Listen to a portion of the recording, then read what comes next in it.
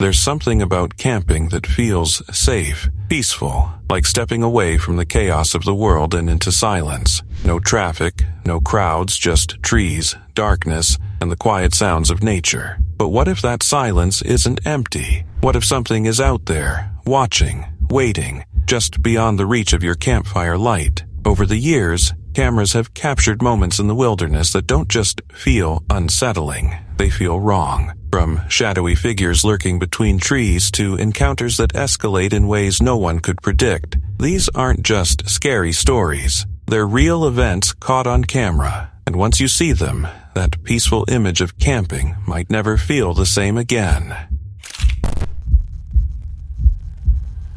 You say, uh-oh, not me. Hi.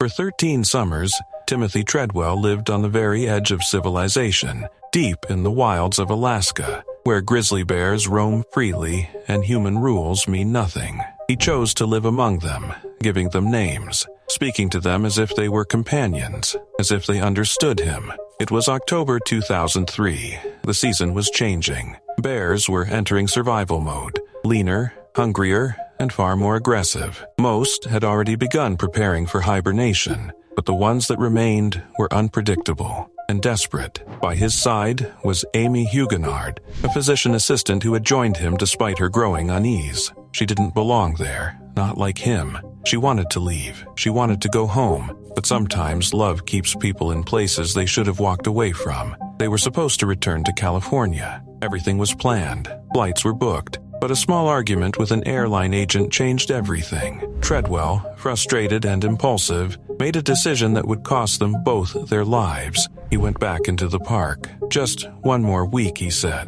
One last chance to find a bear he hadn't seen yet. He believed he understood the wilderness. He believed he was safe. They set up camp near a salmon stream, a known feeding ground. But that year, the salmon were scarce, and the bears that lingered there weren't the ones he knew. In one of his final recordings, Treadwell captured a massive, gaunt grizzly on camera, restless, agitated, searching the water for anything it could find. It wasn't calm. It wasn't familiar. It was hungry. On October 5th, Treadwell made a routine satellite phone call to a friend in Malibu. His voice was normal. No fear, no urgency, just another day. It would be the last time anyone heard from him alive. The next day, a bush pilot arrived to pick them up. What he found immediately felt wrong. The campsite was destroyed, tents torn apart, supplies scattered, and nearby, a large grizzly bear remained, guarding the area. When park rangers arrived, the reality was far worse than anyone imagined.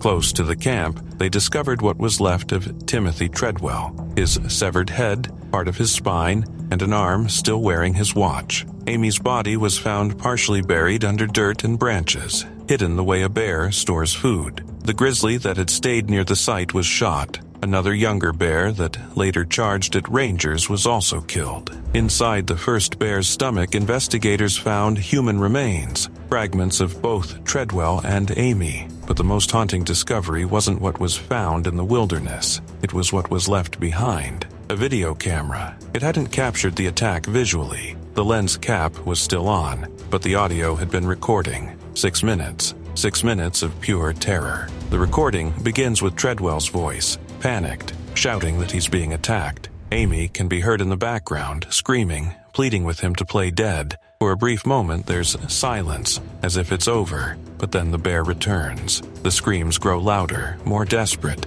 until finally, nothing, just silence. The entire ordeal happened so quickly there wasn't even time to remove the lens cap. Filmmaker Werner Herzog later listened to the audio while working on Grizzly Man. He chose never to release it. He described it as too disturbing, too personal, something the world was never meant to hear. Treadwell's story has always divided opinion. Some saw him as passionate, someone who truly loved animals. Others saw recklessness, a man who ignored every warning. Park officials had told him repeatedly, keep your distance, respect the boundaries, don't treat wild animals like friends. But he didn't listen. He believed he was different, that the bears accepted him. They didn't. Wildlife ecologist Tom Smith later summed it up in a single sentence. It was tragic, but it wasn't unpredictable. In the end, Timothy Treadwell became a victim of the very thing he misunderstood most, the wild itself. In October 2024, 22-year-old Belgian YouTuber Storm de Beau set out on what was meant to be another quiet, solitary journey through the wilderness of northern Sweden. His content was simple but captivating. No music, no heavy edits, just the raw atmosphere of nature. The wind moving through trees, the soft crunch of footsteps in snow, the flicker of a campfire in the dark. People didn't just watch his videos, they felt them. It was an escape.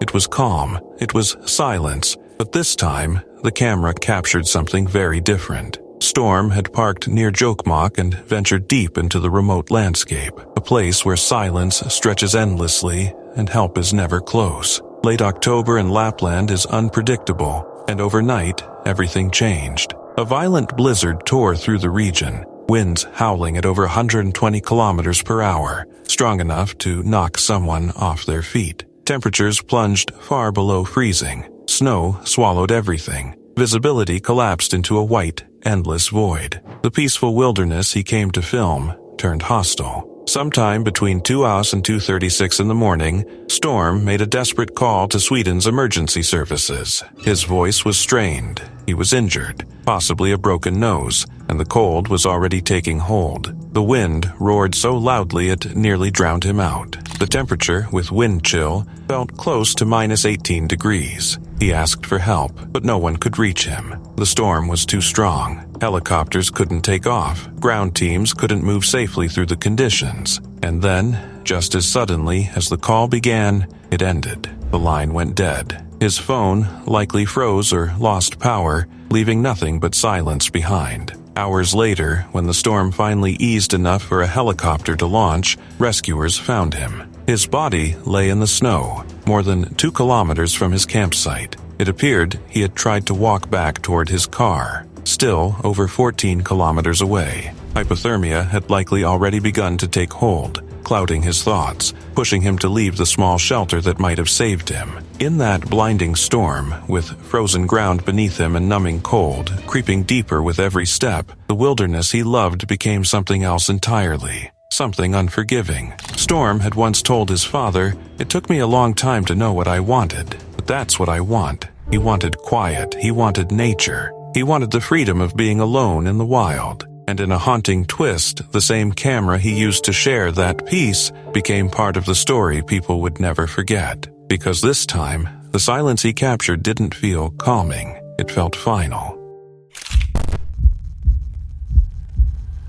In January 2025, high on the frozen slopes of Grossglockner, Austria's tallest peak, a young woman's final moments were silently captured by a distant webcam. In the darkness, 2 small headlamps could be seen moving slowly upward, tracing a path toward a summit they would never reach together. It was the middle of the night. The wind tore across the exposed ridgeline, and temperatures had dropped deep into dangerous territory. The couple had started their ascent in darkness, hoping to reach the summit before sunrise. He was the experienced one, someone familiar with high-altitude climbs. She wasn't. According to investigators, this was her first time attempting a route this demanding, in conditions this unforgiving. Around 2 a.m., just below the summit, everything changed. The woman began to struggle. The cold tightened its grip, draining her strength step by step. The wind howled across the ridge, and the temperature hovered around 17 degrees Fahrenheit. At that altitude, in those conditions,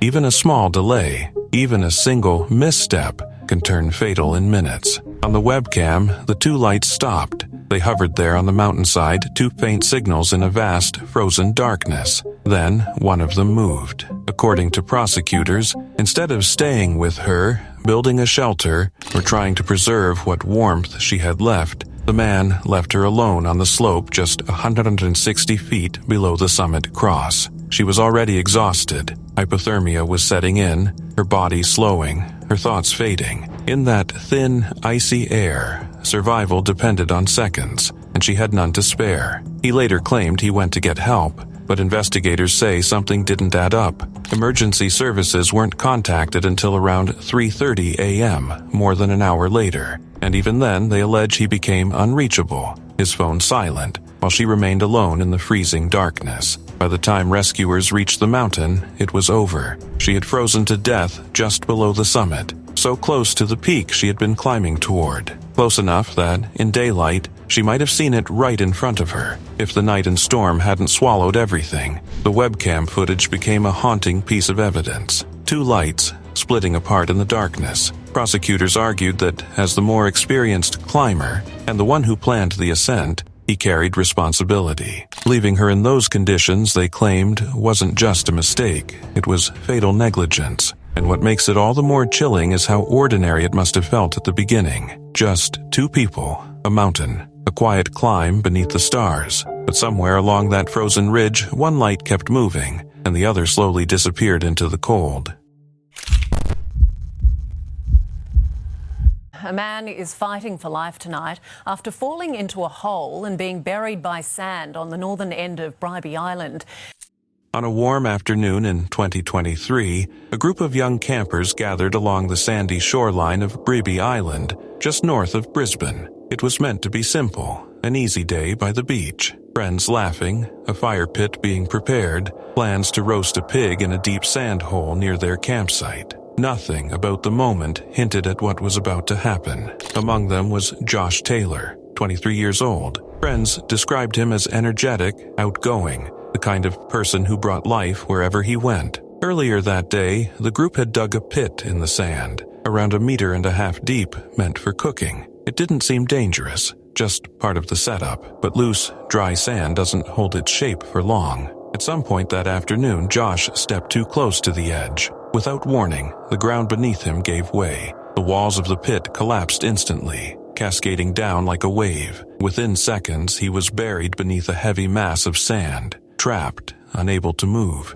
panic took over. Friends rushed toward the pit, dropping everything, digging with their hands, buckets, anything they could grab. Sand kept sliding back in as fast as they pulled it away. Nearly 15 people joined the effort, clawing through the collapsing ground, shouting, scrambling against time. When they finally reached him, he wasn't responding. Rangers and bystanders immediately began CPR, doing everything they could while emergency services raced to the scene. He was airlifted to the Princess Alexandra Hospital in critical condition. For 5 days, he fought to survive, but the injuries caused by the collapse were too severe. Surrounded by his loved ones, life support was eventually turned off. His family later described him as the best son, brother, boyfriend, and mate we could all have wished for. Someone whose absence would be felt every single day. Police launched an investigation, asking for any dash cam or recorded footage from people at the campsite, hoping to understand exactly how it happened. Because what began as a normal, carefree day turned into a fatal accident in seconds. And that's what makes it so unsettling. One moment you're laughing with friends on a beach. Next, the ground beneath you disappears, and everything becomes a race against time. We now know the names of the mother and her young daughter who were killed in a flood in Larimer County. For Lisa Schilling and her 12-year-old daughter, Lily Aguelo, Buckhorn Canyon wasn't just another camping destination. It was a tradition, a place where the noise of everyday life faded into the quiet rhythm of pine trees, blowing water, and crackling campfires. It was where family gathered, meals were shared outdoors, and nights ended under open skies filled with stars. To them, it felt safe, familiar, almost like a second home tucked deep within the wilderness. But on July 15th, 2022, that sense of peace was shattered in seconds. Lisa was a devoted fourth-grade teacher, known for her kindness, patience, and the way she made every student feel safe. She was preparing to begin a new chapter at Bear Creek Elementary, excited for a fresh start. Lily, just days away from turning 13, was looking forward to her birthday. She loved animals, the outdoors, and the simple joy of camping with her family. This trip was meant to be short, peaceful, one more memory before life moved forward again. That afternoon, dark clouds gathered over the canyon. Rain began to fall, steady, tapping against the roof of their trailer. At first, it didn't seem unusual, just another summer storm passing through the mountains. Campers stayed under cover, waiting for it to move on. But far above the canyon, something far more dangerous was building. 2 years earlier, the Cameron Peak fire had torn through the region, burning away vegetation and leaving the hillsides exposed. Without roots to hold the soil together, the Allard had lost its ability to absorb heavy rain. So when the storm intensified, the water didn't sink in, it rushed downhill, pulling mud, rocks, and debris along with it. Then, around 5 p.m., the canyon filled with a deep, thunderous roar. Lisa's sister-in-law, Annette Vasquez, turned toward the sound and instantly knew something was wrong. Racing down the creek was a massive wall of muddy water, boulders, and shattered trees. A flash flood, fast, violent, unstoppable. Lisa and Lily were inside their trailer when it hit. There was no warning, no time to react, no chance to escape. Within moments, the force of the flood lifted the trailer off the ground. It was dragged into the raging current, tossed violently as water and debris surged around it. What had been their shelter, what had felt like safety, became just another object swallowed by the chaos. People nearby could only watch, helpless, as it disappeared into the torrent. Emergency calls flooded into authorities, but by then, the destruction had already unfolded. Rescue teams rushed into the canyon, navigating dangerous terrain and debris-filled waters, searching desperately along the creek. For hours, they combed the area, holding on to hope, hoping Lisa and Lily had somehow made it to higher ground. But as daylight faded, so did that hope. At around 7:30 p.m., the search ended in heartbreak. Lisa and Lily were found more than half a mile downstream from their campsite, carried away by the powerful current. Their dogs, who had been inside the trailer, were never found. The tragedy didn't just take 2 lives, it devastated an entire family. Lisa's husband, already carrying the weight of past loss, was now faced with the unimaginable reality of losing both his wife and daughter. In the days that followed, the community came together. Friends, co-workers, parents of Lisa's students, people whose lives they had touched offered support. Donations poured in to help with funeral costs. Messages filled with grief, love, and memories became a testament to how deeply they were cherished. But even with that support, everything had changed. The canyon that once held laughter and peace had become a place marked by loss. A trip meant for family, for quiet, for connection turned into tragedy in an instant. A reminder that in the mountains, danger doesn't always announce itself. Sometimes it just arrives.